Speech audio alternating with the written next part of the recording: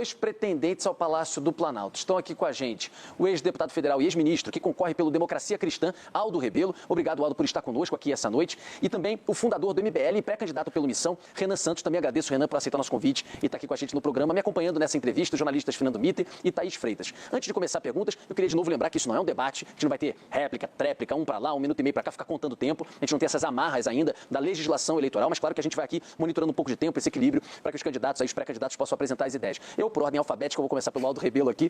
Aldo, primeira pergunta, olhando para uma proposta de campanha, que 2, 3 propostas e ideias o senhor colocaria como prioritárias num governo do senhor à presidência da República? Boa noite. Boa noite, Renan. Boa noite, Mitre. Boa noite, Thaís. Boa noite. O que eu penso é o seguinte, vamos fazer um diagnóstico. O Brasil é um país rico, o Brasil não é um país pobre, mas o Brasil é um país interditado institucionalmente. O problema do Brasil não é de recursos, de investimento. O problema do Brasil é um bloqueio institucional. O Brasil é bloqueado pelas instituições e pelas corporações, Ministério Público, IBAMA, FUNAI, ICMBio, Ministério do Meio Ambiente, Juizado de Primeiro Grau. É uma sucessão de bloqueios que param o país. E esse diagnóstico já traz a solução. É você desinterditar o Brasil a partir do enfrentamento da primeira corporação a interditar o país, que é o Supremo Tribunal Federal. Nós temos uma ferrovia parada há 6 anos por uma decisão monocrática de um juiz do Supremo que provavelmente nem saiba onde fica essa ferrovia, que é a Ferrogrão, lá de Sinop até Miritituba. Então você tem que remover esses bloqueios. Você tem que criar uma autoridade única de licenciamento no país e substituir essa série de instituições que podem parar o país. Você tem que tirar do IBAMA o poder de demarcar a unidade de conservação. Você tem que tirar da FUNAI o poder de demarcar a terra indígena. Eles podem continuar fazendo seus pareceres. Agora, outra autoridade vai ter que tomar essa decisão porque essas corporações não têm demonstrado equilíbrio para tomar essas posições. Então, em resumo, é o Brasil rico, que tem a maior fronteira mineral do mundo, que tem a maior fronteira de energia do mundo, que tem a maior fronteira de biodiversidade do mundo, que tem a maior fronteira de agropecuária e de agroindústria do mundo, para falar em 4 fronteiras. O Brasil é um país olhado com ambição, como as terras raras, por exemplo, que interessam ao americano, ao chinês, à Alemanha, a todo mundo.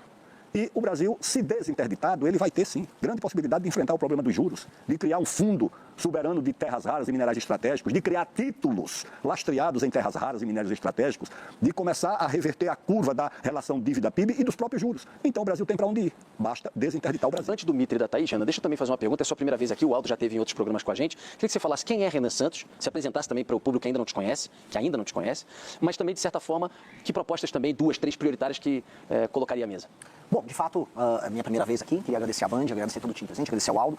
Bom, meu nome é Renan Santos, tenho 42 anos, nasci em São Paulo, sou de uma família de classe média, sou um dos fundadores do Movimento Brasil Livre, participei das manifestações que redundaram na queda da Dilma Rousseff, lutei, à época, pelo apoio à Operação Lava Jato, que depois foi demonstrada, vamos dizer, como operação útil no combate à corrupção, mas foi desmontada a posteriori pelo senhor Jair Bolsonaro, sua família e o STF, com base na luta que nós tivemos, não só contra a corrupção, mas na luta por um Brasil mais livre, um Brasil em que trabalhar e produzir, em que andar na rua, livre do crime organizado, deveria ser uma premissa.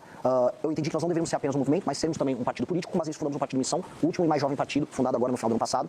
E o que nós defendemos, né? Começando até com um diagnóstico, acho que é um problema de falta de imaginação no Brasil. O brasileiro, ele perdeu tanto a esperança em si próprio, que a gente sequer consegue se imaginar como que nós deveríamos ser, que é uma das 5 maiores nações do mundo. O Brasil nasceu para ser uma das 5 maiores nações do mundo. E o objetivo nosso, até por isso o nome do nosso Partido da Missão, é em 30 anos colocar o Brasil na mesa com China, Rússia, Estados Unidos e Índia, determinando o que é importante no mundo. Nós temos território, nós temos população, nós temos recursos, e o que nos falta, na prática, é imaginação. E aí as propostas dentro dessa imaginação, devolver o território dos brasileiros, retirar o crime organizado das áreas que ele hoje ocupa, fazer uma reforma fiscal acompanhada de uma reforma de competitividade para permitir que empresas se instalem no Brasil e que o brasileiro tenha a possibilidade de ganhar dinheiro, gerar empregos de maneira livre, fazer uma reforma que eu chamo de lei de responsabilidade gerencial, que torne os prefeitos de fato amigos de políticas públicas que funcionem e não como meros administradores de emenda, como acontece em todo o Brasil e mantém regiões inteiras do Brasil. Eu visitei o Maranhão para ver isso, como um lugar que trata o povo como animal, administra emenda apenas para fazer desvio, mantendo um IDH baixíssimo. Então, esses desafios, esses 3 que eu elenquei, são desafios que o mandato nosso, caso aconteça, vai mudar o destino do Brasil. A gente pode colocar aí uma questão específica e concreta e muito grave, que é a questão fiscal.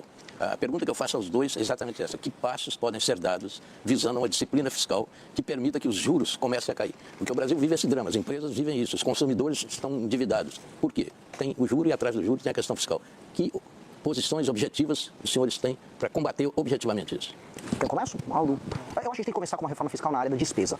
Nós temos, a experiência internacional demonstra que o controle de gastos no longo prazo, ele cria regimes fiscais mais funcionais e que conseguem segurar a curva da dívida. O nosso deputado federal, Kim Kataguiri, ele produziu uma PEC junto com os deputados que faz um controle justamente dessas despesas e que é muito enfática e é muito rígida. Essa reforma, ela endereça não só privilégio do judiciário, mas endereça questões como, por exemplo, indexações que envolvem BPC e aposentadoria, renúncias fiscais de lobbies poderosíssimos. Essas renúncias fiscais têm um impacto fiscal gigantesco. Ela endereça questões que envolvem a reforma da Previdência evidência certos privilégios que existem dentro do regime previdenciário brasileiro e que, caso passe, uma expectativa de em 10 anos você tem uma economia na casa dos 3,3 trilhões. Lógico que todo o Brasil, toda reforma tem algum tipo de mitigação, né? Mas se a gente falar em 3,3 trilhões, a gente fala num controle, nessa curva galopante da dívida que a gente tem, e aí a gente passa a falar em redução de taxa Selic, maior espaço discricionário para investimento por parte da presidência da República, que hoje não tem basicamente espaço para investir, para gastar, e aí sim a gente começa a falar de juros que fazem com que o empreendedor e o cidadão possam, investir mais na produção e o outro consumir mais. E aí a gente começa a endereçar outros problemas brasileiros importantes. Aldo.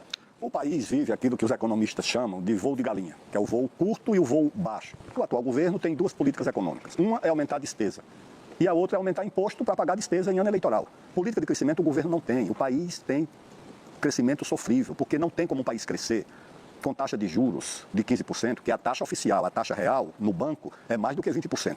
E com uma relação de investimento do PIB de 16% do PIB. Você olha para a China, é 3% de juros e 40% de taxa de investimento. Eu acho que o Brasil tem como reduzir despesa, e é preciso reduzir. Não é fácil, porque agora o Supremo acabou de dizer que o teto do judiciário é de 76 ou 78 mil reais, com a antecipação de quinquênio e outros benefícios para o judiciário. Então, eu creio, diferente do que acha o Renan, que o primeiro passo é fazer o ajuste pela receita. O país começar a crescer, remover os obstáculos ao crescimento do país, remover os obstáculos criados pelo Supremo, criados pelo Ministério Público, criados pelo IBAMA, criados pela FUNAI, criados pelo juiz de primeiro grau. Você olha num país que a Vale do Rio Doce tem 70 bilhões de reais autorizados de investimento, esperando licenciamento. Outras empresas privadas têm 300 bilhões esperando licenciamento. É claro que se você remove esses obstáculos, você vai ter um choque de investimento privado que pode fazer o país voltar a crescer e aí o Estado pode ter recursos. Então você tem que combinar a redução de despesa onde isso for possível e necessário com uma política